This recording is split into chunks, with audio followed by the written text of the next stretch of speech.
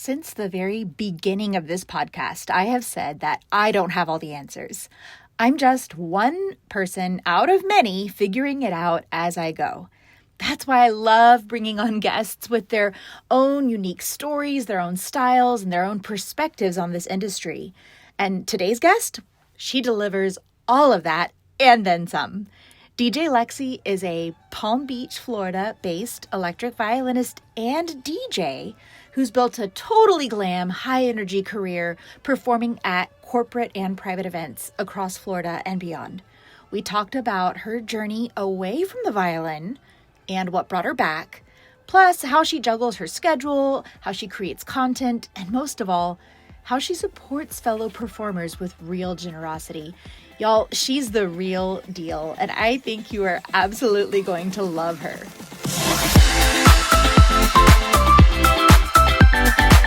Are you a classically trained violinist dreaming of stepping out of the orchestra and into the spotlight, but maybe the world of solo gigs feels intimidating? You're not alone. Welcome to the Glam Violinist, the podcast that empowers classically trained musicians to build thriving careers as sought-after entertainers. I'm your host, Celeste VEE, and each week we'll break down the secrets to getting the gigs you've been dreaming of. Get ready to unleash your inner rock star and turn your passion into a paycheck. Let's get glamorous.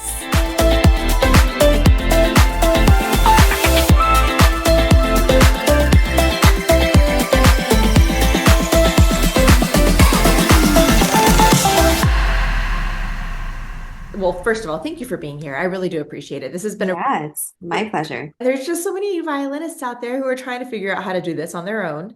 And I'm looking at people who are already successful and have figured it out, as you have, I'm sure, with little to no mentorship or guidance. You know, it's not like there's people out there doing trainings for how to become a pop violinist or how to become a DJ violinist. Right.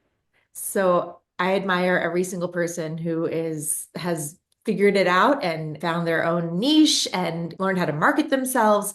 So Yeah. And I'm glad you're having this conversation because I think it's needed, so hopefully people that are in our industry or maybe looking to come into it can get a lot of knowledge out of it. So I also am happy to collaborate with you in any respect because I wish this existed, yeah, whenever that we started, right? exactly. Exactly. So how do you explain what you do to people? I mean, I think I've been a musician, that's the broad term, almost my whole life. So I started piano when I was in diapers, 2, 3 years old, something like this. When I got to choose an instrument, piano was kind of like a requirement, that was chosen for me by my parents. And then I chose violin when I was 7 years old, just going into elementary school. And, you got to pick an instrument. And I think just got really lucky with an amazing teacher that was patient and saw that I had some talent. So I'm really grateful for that start there. And it was just, your normal elementary school kind of training. And then she saw that I could do more. So we got a private teacher and I kind of continued on with it, just doing orchestra work, solo work, all kinds of things that I could get my hands on. And I did really enjoy it and see that I could progress and get better with it. So I guess I tell people that I, am a violinist, but also a good half portion of my life I spent DJing. So I can't skip out on that. Violin took me through elementary school, middle school, and high school. And then I wanted to get into a school for violin, like Juilliard or Curtis, like something serious that was going to be, prestigious. And I was on that track, but I guess I just wasn't good enough, which was hard to grapple with, I guess, when you're at that age and you grow up in a smaller town and you're the best. And then all of a sudden you're told, oh, you're not that good though, compared to the rest of the world. So I had to come to grips with that and I quit abruptly. So I never wanted to play again. I was like, forget it. This is over. And, taking a 180 turn, I was like, I'm going to DJ. Like, I don't know what I'm doing, but I'm going to figure this out.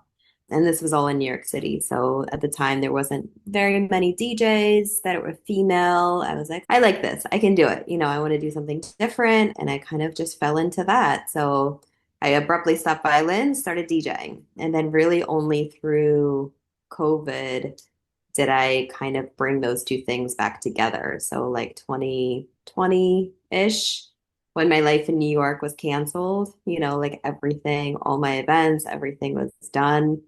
And I have this violin still, in this passive aggressive relationship with like laying here. And I'd taken it out a couple times just to make sure it's like your classical acoustic instrument, like that it's not getting damaged or anything from all the temperature changes. So I was like, let me try this. So I kind of just played around with it with DJ tunes that I was playing and then incorporating violin into it and trying to pick out the melodies and now improvise rather than do classical, which is all I'd done all my life. So I kind of combined a lot of things there. So I DJ and violin, electric violin now, and that was kind of like my little story that brought me to this point. Is so cool. I've wondered for years that I've been watching you what your story was. I actually did the opposite. I was asked to DJ for a few weddings during COVID when they were doing really small weddings. They didn't want to hire, Okay. a DJ and a violinist. I was like, oh, I can do this. So I got myself a little controller and I Yeah. practiced a little bit and really reinforced that it's such a different skill set and it takes just as much practice as learning an instrument. Right. And so I admire you so much because since then I'm like, I don't DJ. I will play with the DJ. Oh, yeah, yeah. No, it's great to know both sides. Like I think in any industry to know what the other jobs are doing, right? So you can better explain to them what your needs are and they can understand you and you can understand what they're struggling with or what might be stressing them out or the fact that you're talking to them like while they're blending two songs and it's like so irritating and like their thoughts are like shh, shh, shh, like stop, stop, stop, like never. But unless you know what they're up to, like you really don't know. So When I look at your events that you are posting on social media, at least, it appears that you do a lot of like corporate and more social events. I don't see a ton of weddings in your feed. And right. I'm curious if that was intentional. Do you purposefully try to not do as many weddings, or do you do weddings and just not post about them? I'm just so curious about this. I don't try to discriminate against weddings. It's just sometimes the corporate stuff just keeps going and going and going really quick and coming in fast. Weddings, it's a combination of things. Like if I'm truly DJing and doing violin and providing sounds and talking to them for months, like leading up to it, and I'm there on site, like honestly getting like content is just not my priority. I'm there for the couple. I also respect their privacy and whether or not they want anything of theirs online. So if I shoot, I try to maybe do something just of myself or like a sound check type of thing. So it's not like, showing off the couple without explicitly getting their permission. Like weddings are a lot of work. They're stressful. Like it's not just that day. It's a lot of the lead up to it. So it's much easier to do a corporate event where they say like, oh, we need you for 2 hours and like no other information is given. So you use your best judgment and you come in and then you're done 2 hours later and you don't have to, do anything else like leading up to it. So it's much easier and It's funny because when I started Violin Event Entertainment, my company, I'd stopped marketing toward weddings because I was really exhausted working every weekend, and corporate yeah, events can happen more during the week. So I had right. all of my marketing, I was starting to really switch to trying to get more corporate events and less weddings. When Sure. I had this crazy idea of like, well, what if I could duplicate myself? Like, what if I don't have to turn down the weddings? I can just send somebody else. And that's Yeah. really how my business came about. I love Okay. what you said about corporate because they really are less details, less special requests, a lot less kind of pressure because it's not like the most important day of their lives. Right, right, So I right. enjoy that because I can just show up and do what I'm really good at. It's Yeah. not that it's about me, but it's more about me. It's like, hey, we just want somebody to entertain our guests, make them feel good. It's Yeah, for I need sure. you to play my song and I need you to do exactly like this. And I love that. It just gives a lot of Oh, freedom. for sure. And it's, I think, It's a good time to experiment too, right? Like if you want to try out some new songs, it's like low pressure and it's like practice, but you happen to be dressed up and out and getting paid for it. And you're like, oh, okay. Like it's just like to me, it's the most laid back. And I totally agree with you. so I'm curious about outsourcing. Do you do everything yourself? Or do you outsource anything of your business? I'm curious about kind of your whole philosophy and approach to all the stuff behind the scenes. Yeah, I mean there's so much to do. People don't realize it's not like a 1 hour cocktail hour. First, it's, doing music since you were 3 years old, like practicing it. Like there's so much that goes into it. And sometimes you're forced to explain that to somebody. There's a lot of time management I think I've learned over the years, and I just think having a family is a big aspect of it. Like you have to first prioritize that you're doing things that are worth it, that are not just, killing time. You're not going too far off for the same money that you could get here close to home. When I book a gig, I have kind of like three places it's going in. So, we exchange emails, we do a phone call, my notes get transferred to, a calendar. In the calendar, I have the time, the place, the client, the contact number, what equipment I'm bringing, how much they're getting paid. Did I ask for, like, I have a whole thing there. So that's like my one place. That's my, iCal. I have an iPhone, so iCal, but you can use whatever you want. But all of that information is there. I send the invite, to home. So like they all know what's going on. So they agree. So like everybody's on the same page. Then I go into, do I need to staff somebody to help me with equipment? Do I need an extra violinist? Do I need anything else? I put notes on what to wear. I try to ask all those questions. So when the event comes, I can glance at it and be like, boom, okay, two speakers, this, and I can just rattle off the information or share it with somebody that's helping me or just myself, like prepared in the morning. So then that's also backed up into like a spreadsheet that I keep more for finances. And there I have the same thing, like the invoice number, the event name, the time, the place, the deposit, the what's been paid. As things are paid, I check it off. So like I have to do this meticulously, or like you can totally get lost because like the events are coming fast. Like I don't have time to think about it or keep it in my head. So I just need that backup of like just glance at the phone, like what's happening today? Okay, this is what I need. They owe me money. I need to like remind them to, pay the second half of the deposit. So that's that basically.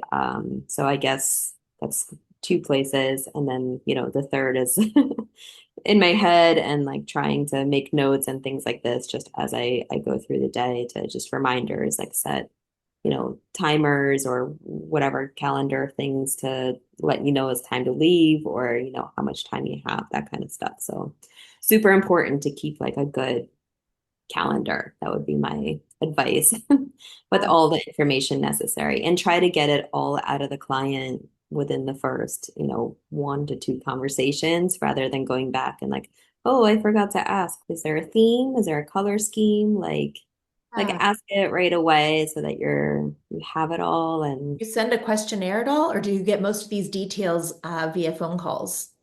yeah, emails or phone calls. I find like email, I can just kind of have the little bullet points and they come right back to me with the answers to my bullet points. And that's pretty much all we need. And again, this is more for corporate. So we're not talking about like, Yeah. what songs are meaningful to you or like, as you would for like a bride or something like this. Like, because that's much more of like a building a connection with humans and corporate's a little, I don't know, more rigid. It's true. It's very true. And then for like all the marketing stuff that you do, you have great reels. How do you get content? Do you take somebody with you? Do you use a tripod? Do you hand your phone to a guest? What do you do to get those little 30-second blips that you just desperate? We all need that. And Yeah.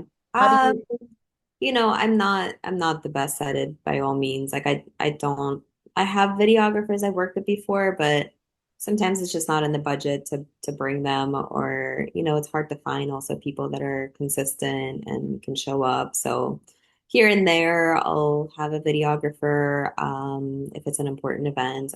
But yeah, sometimes you just end up having to put your phone down somewhere and take a little bit of content, or you show up early enough, you have some time to bother, the event planner or, a bartender that's standing around not doing anything yet, so no shame in asking people. And usually people will just do it. And I'm asking for, 45 seconds of your time. I'm not asking for a lot. And I say thank you. And, if there's other artists, I try to help them, we help each other get what you need, reciprocal kind of videos there. And, you make another connection, follow each other on Instagram, support each other, that kind of thing. So yeah, I don't really outsource the video editing. I've tried to my 10-year-old daughter. Sometimes I'm like, here are 8 videos, like make this into a 30-second, because they all know like tech very well. So she uses CapCut and she did quite well. So sometimes, if she's in the right mood, I'll send it to her and I'm like, make this into like a 30-second video.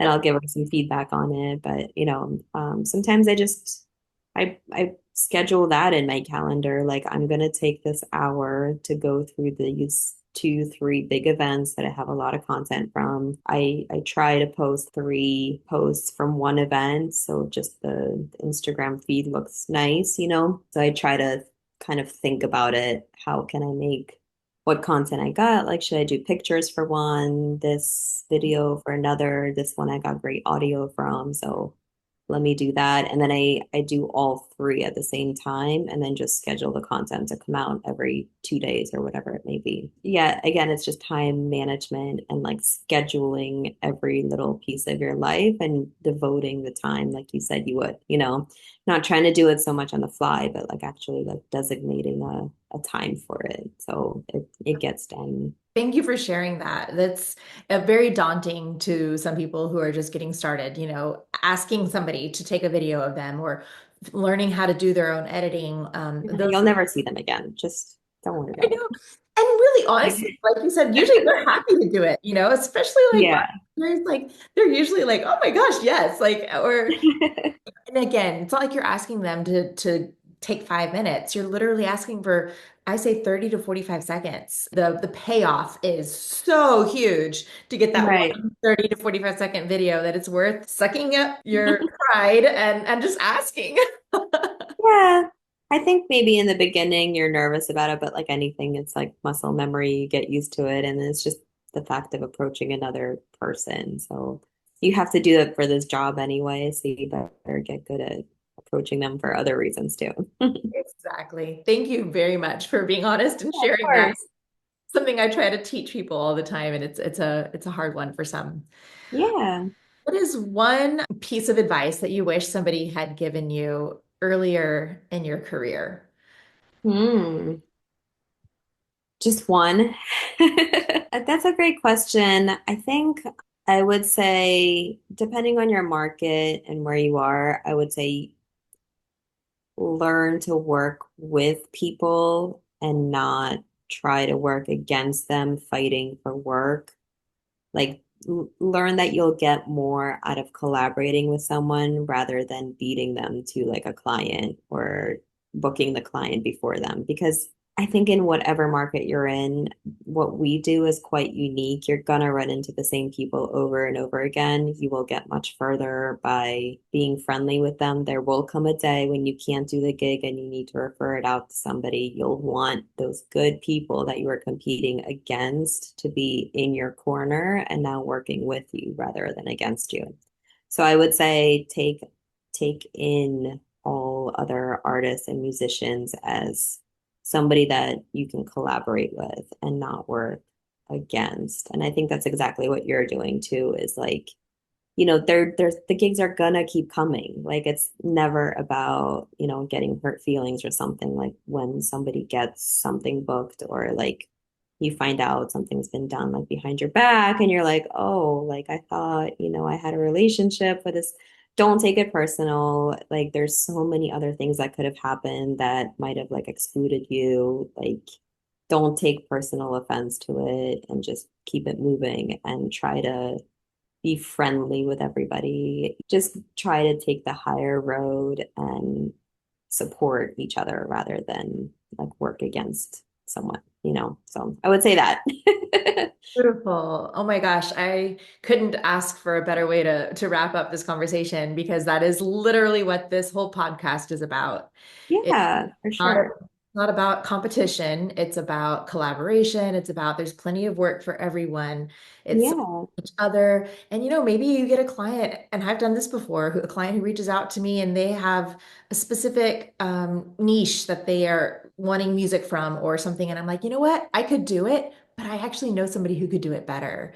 And Yeah, having absolutely. the humility and the confidence that you're going to get other gigs, what you just said is priceless because that's really what I want to create here with this Sure. podcast. It's just this community of other of violinists who can encourage each other, refer each other, answer questions, and help each other get to where they want to be maybe more quickly than if they're just doing it on their own. So thank Yeah, for you sure. for that. That's Yeah, absolutely beautiful.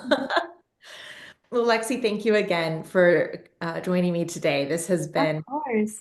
such a pleasure. I've been looking forward to actually connecting with you for years, and so this has been a treat Yeah. for me. No, I'm glad, and I hope we get to work in person at some point together. Absolutely would love that. Well, take care, and I Thank will you so much. soon. Have a lovely weekend. You too. Thanks. Bye.